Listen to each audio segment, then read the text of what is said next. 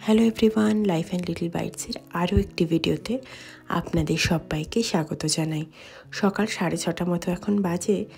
দিনের আলো হালকা হালকা ফুটছে। পুরোপুরি সূর্যোদয় হতে আর দিন শুরু হতে এখনও প্রায় 8 ঘন্টা মতো বাকি। আজকের দিনটা বেশ সুন্দর ছিল, একদম পুরো সূর্য রোদ ঝলমল করছে। তাই সকালে ব্রেকফাস্ট করতে যাওয়ার সময় একটু ভিডিও করে রেখেছিলাম।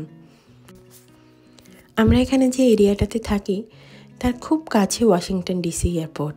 ইনফ্যাক্ট আমরা ল্যান্ডও করেছিলাম ওখানে, প্রায় 15-20 মিনিট মতো লাগে। তাই বোধহয় প্লেনের এই আসা যাওয়া বা আকাশের এই রেখাগুলো এখান থেকে এত সুস্পষ্টভাবে দেখা যায়। যাক, ব্রেকফাস্ট করে ফিরে এসেছি ঘরে।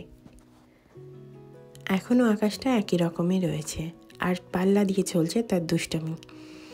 এই যে ছোট ছোট বইগুলো, এই বইগুলো ওকে জন্মদিনে ওর এক মাসি দিয়েছিল। এগুলো ওর খুব প্রিয়। আজ ভাত, ডাল আর ডিম সেদ্ধর সাথে মাখিয়েছিলাম একটু ঘি দিয়ে আলু ভাতে। কে কে আলু ভাতে ঘি দিয়ে মেখে খেতে ভালোবাসে কমেন্ট সেকশনে আমাকে জানাবেন। কিন্তু এখানে বেশি মশলাপাতি দিয়ে আমি রান্না করতে পারছি না, যদিও আমি আসার সময় সমস্ত রকম মশলাই নিয়ে এসেছি, কিন্তু আমার কাছে এখন কন্টেনার নেই, খুলে রাখলে অমনিই থেকে যাবে। তাই একটু সাদা আর সিম্পল রান্নাই করছি। আশা করি ভিডিও দেখে বুঝতেই পারছেন এটাই হোটেলের জিম। কিন্তু না, আমি জিম করতে আসিনি, আমি এসেছি এখানে জল ভরতে।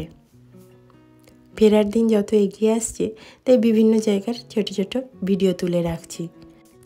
চলুন, যে জায়গাটাতে আমি রান্না করি আজ সেই জায়গাটা আপনাদের দেখাই। এই যে এই ছোট্ট মতো কিচেন এরিয়াটা ঘরের মধ্যেই। যেহেতু আমরা স্টুডিও শ্যুট নিয়েছি, সেই কারণে আমরা একটা কিচেনেরও ব্যবস্থা পেয়েছি। কিচেনটা যতটা সম্ভব পরিষ্কার রাখার চেষ্টা করেছি, কিন্তু আমাদের জিনিসপত্রগুলো যেহেতু রাখার জায়গার একটু অসুবিধে, তাই আমি এইভাবেই রেখেছি। ওরা একটা মাইক্রোওয়েভ দিয়েছে, কফি মেকার, ওভেন, একটা বিশাল বড় ফ্রিজ দিয়েছে ডাবল ডোরের, যেটা আমি আমাদের জিনিসগুলো দিয়ে ভরে রেখেছি।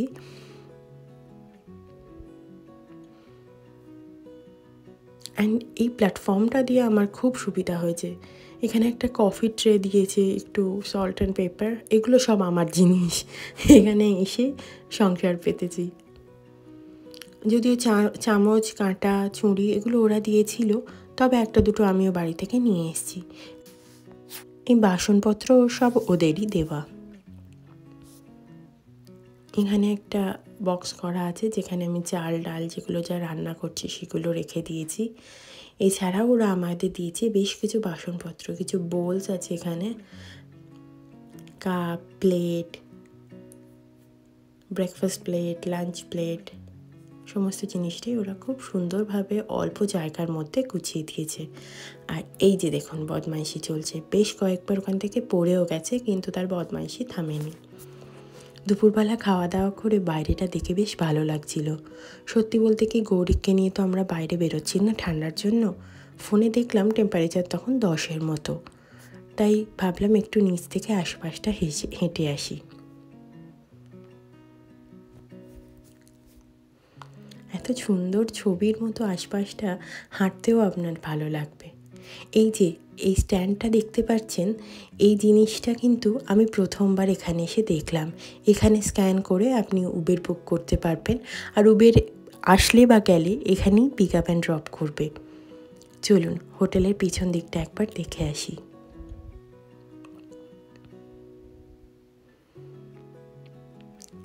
আসলে এই ওয়েদারের জন্য একটু ভয়েই ওকে বাইরে বের করি না। বেচারাটা ঘরে থেকে থেকে একটু বিরক্তই হচ্ছিল। আসলে ব্যাঙ্গালোরে আমরা এদিক ওদিক যেতাম, আর ওই বাড়িতে ছোট্ট একটা ব্যালকনি ছিল, আর পুরো ঘরময় ও হেঁটে বেড়াতো। এখানে আশেপাশে এত জিনিস রয়েছে, যেদিনকে আগে ভিডিও করে দেখাচ্ছিলাম, আর স্ট্রলিগুলোর ওপরে উঠে দাঁড়ায়, স্ট্রলিগুলো ধরে উঠে দাঁড়ায়, তো পড়ে যাওয়ার সম্ভাবনা থাকে, কোনগুলোতে ওর লাগার সম্ভাবনা থাকে। তো সব সময় আমরা ওকে ধরে ধরে রাখি, বেচারাটা নিজের মতো খেলতেই পারে না। তো সেই কারণের জন্যই ওকে একটু বের করা।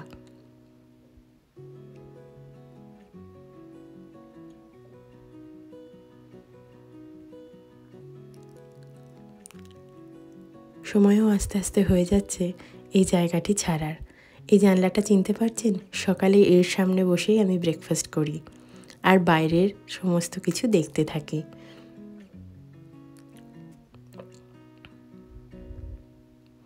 সত্যি কি অদ্ভুত না?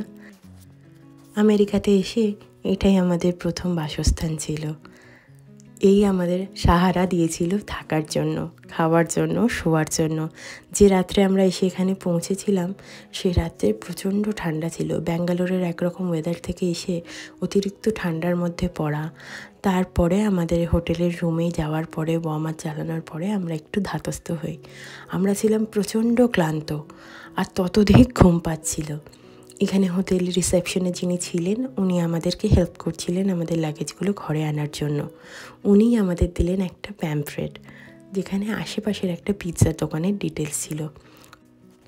শুধু তাই নয়, নিজের ফোন দিয়ে উনি আমাদের সাহায্যও করলেন যাতে আমরা একটা পিৎজা অর্ডার করতে পারি।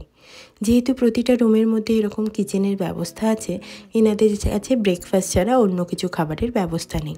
এদের রিসেপশনে একটা ছোট্ট মতো আউটলেট আছে যেখানে ফ্রোজেন ফুড আপনি পেতে পারেন, কিন্তু ওই রাত্রে এসে কিছু রান্না করার ক্ষমতা আমার বা সুনীতের কারোরই ছিল না।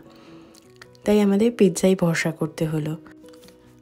আমি বিশ্বাস করি সময় তো সময়ের গতিতে চলতেই থাকবে, যেটা থেকে যাবে সেটা হচ্ছে আমাদের ব্যবহার।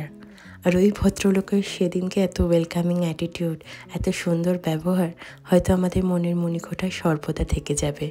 আমেরিকা আসার পরে উনি প্রথম ব্যক্তি যিনি আমাদের সাহায্য করলেন। এই দেখুন এখানে কেমন সুন্দর ব্যবস্থা করা ডগ ওয়েস্ট বা পেট ওয়েস্ট কালেক্ট করে রাখার জন্য। আশপাশটা এত সুন্দর দেখাচ্ছে, বেশ কিছু ছবিও আমি তুলেছি নিজের ফোনে। তবে মনের কোণে এই দিনগুলো সব সময় থাকবে।